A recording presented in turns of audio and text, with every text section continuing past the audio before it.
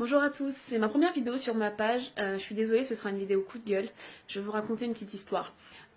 Avant-hier à Bamako, donc Bamako, capitale du Mali, il y a un homme qui a approché un enfant albinos et qui lui a dit je vais t'acheter des nouveaux habits, mais en échange, tu me donnes tes anciens vêtements. Donc le petit enfant lui dit bon bah ok, d'accord, je rentre chez moi, j'enlève mes vêtements et je reviens. Donc il se donne rendez-vous à 15 h. Donc l'enfant rentre chez lui, pardon. Il dit à sa mère, maman, il y a un monsieur, il veut m'acheter des nouveaux vêtements, mais il faut que je lui donne les anciens. Sa mère, elle trouve ça un peu bizarre, elle lui dit, bon bah ok, vas-y. Et donc l'enfant il va, mais sa mère est avec lui. Sa mère est cachée, elle est pas très loin, elle regarde la scène. Et là, donc le petit enfant lui dit, bon bah tiens, voilà mes anciens vêtements, et ils sont où les nouveaux? Le monsieur lui dit, bon bah monte sur ma moto, on va aller les acheter ensemble. Et donc le petit commence à monter sur la moto parce qu'il sait qu'il y a sa maman qui est pas très loin.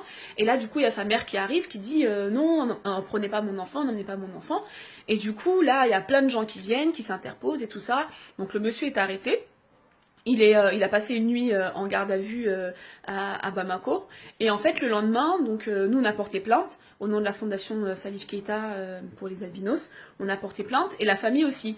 Et du coup, le lendemain, on est parti au tribunal. Je dis on, c'est pas moi, hein, c'est au nom de la fondation.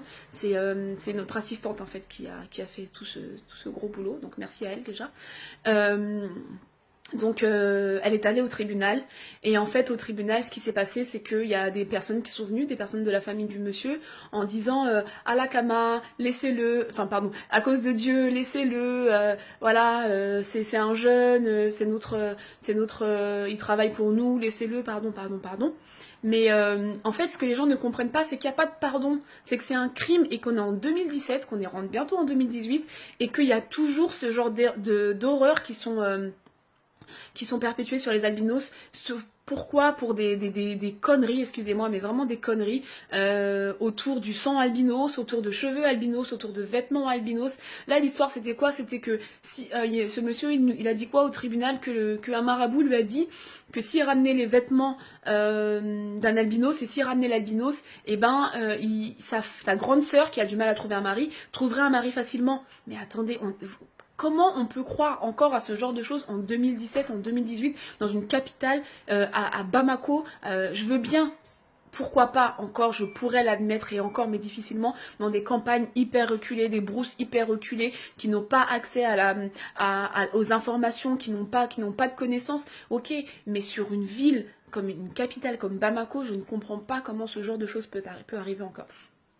Alors, moi, là où ça m'énerve vraiment, c'est que je sais pas si les autorités maliennes vont vraiment faire leur travail. Donc là, on attend impatiemment. On doit retourner au tribunal lundi pour savoir, pour continuer le jugement. Et j'espère vraiment que les autorités vont prendre cette histoire-là au sérieux. Parce que là, je vous parle de cette histoire, là, c'était une tentative. Heureusement, le petit a eu l'intelligence d'esprit d'en parler à sa mère.